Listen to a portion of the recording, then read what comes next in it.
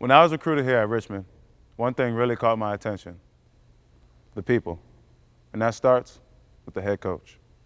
Chris Mooney did graduate from Princeton, but he's not your typical Ivy Leaguer. Mooney grew up in blue-collar Northeast Philadelphia. His mother passed away when he was 13, and he did not have a car until he was a senior in college. As he sometimes mentions to us, he played ball on the playgrounds. He starred at Archbishop Ryan High School, and that opened the door to attend one of the most prestigious schools in the world, and the opportunity to play for the Hall of Fame coach, Pete Carril. Very intelligent. He was a good player. He knows how to play. He sees things that the average coach does not see, which is very, very important. After his playing career at Princeton, he started out as a high school coach, where he met our associate head coach, Kevin McGeehan. Mooney went on to coach Division III basketball, while also booking weddings at a castle on campus. So there'd be times where he'd be in like a staff meeting, or we'd be meeting about recruiting or something like that, and he'd have to run across campus to show a bride the castle. You know, there's some anxiety there whenever you're planning a wedding for the bride and groom and all the people involved. And then there's this young guy coming in who's really worrying about basketball. He then coached at the Air Force Academy, where he was a part of leading the Falcons to new heights. And then he arrived at Richmond, inheriting a very difficult situation.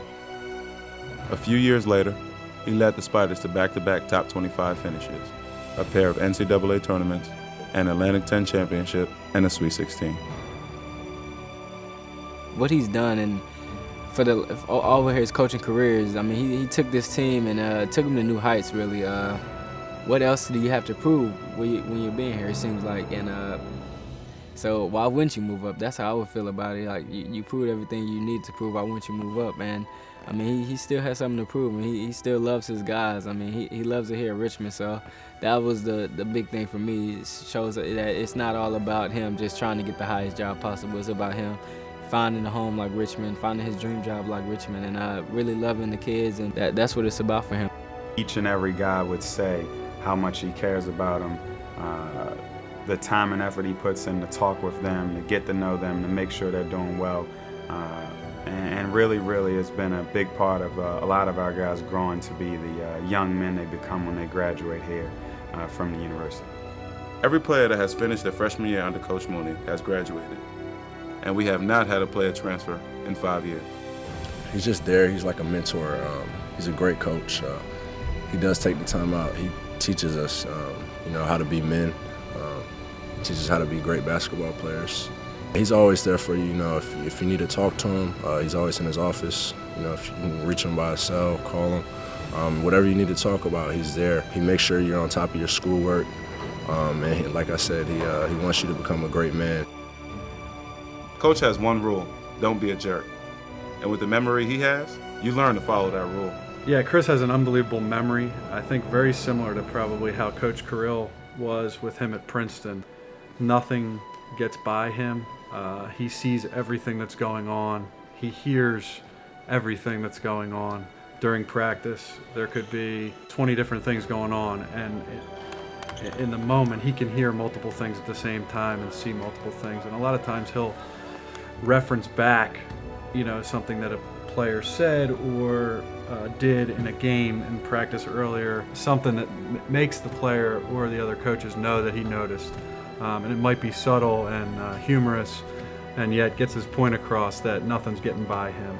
Coach Mooney's unbelievable in his memory, recalling every last detail, his ability to remember and recall plays from a given game or practice. When we go into the locker room at halftime before we're going to address the team, he's basically running down play-by-play of the entire first half. And a lot of times the assistants are kind of looking at each other trying to recall different plays.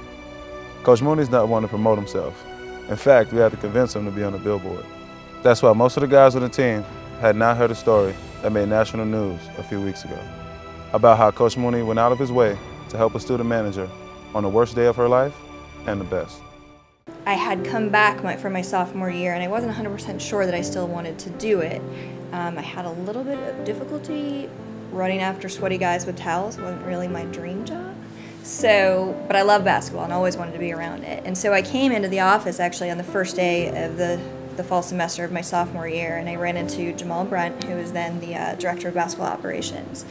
And he looked like he was about 16 years old, and he was very excited for me to be there. And so I immediately felt like this would actually be a really good place for me. And I met Chris Mooney on that day, and who would have thought that he would have become the man that he is in my life today. She kind of took the bull by the horns and really took the job into her own.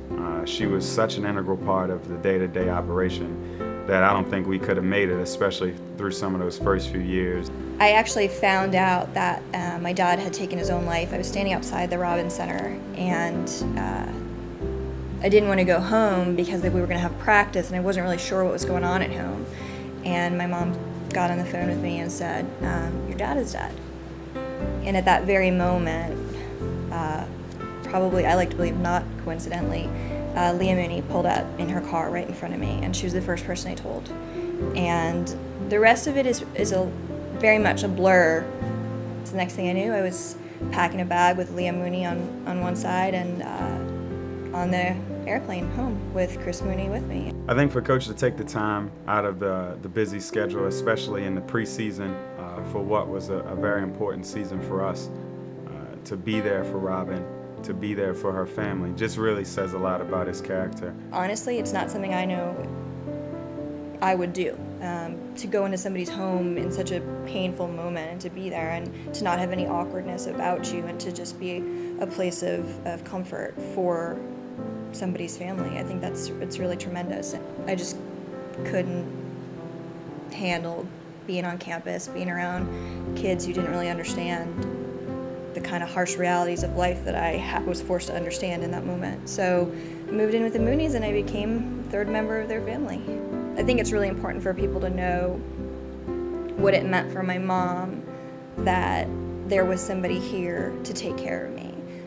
Hundreds of miles away, and I'm fiercely independent, and she knew that I was eating, that my laundry was getting done, that I was sleeping, because those are the things that Leah and Chris Mooney made sure were happening. I think when a father gives a daughter away, it's that moment where he takes ownership of how he has contributed to this young woman's life. And a father is saying, this was mine to take care of, and now I'm giving it to you to take care of. And Chris Mooney took care of me the same way that a father does. He did it because it was what he does, and that's who he is. And I think that's the best thing about him, is that he just is who he is. And he doesn't need credit, he doesn't need a round of applause. He's just a good man. He's more than a basketball coach, and Leah is more than a basketball coach's wife. They're my family. The day of the wedding, obviously, it's just very emotional and it's almost surreal.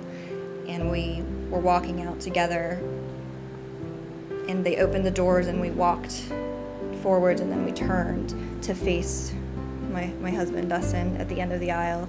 And Coach said, how long do you want to wait? How long do you want to wait before we walk? And I just said, whenever you're ready. You just tell me when to go and we're going to go.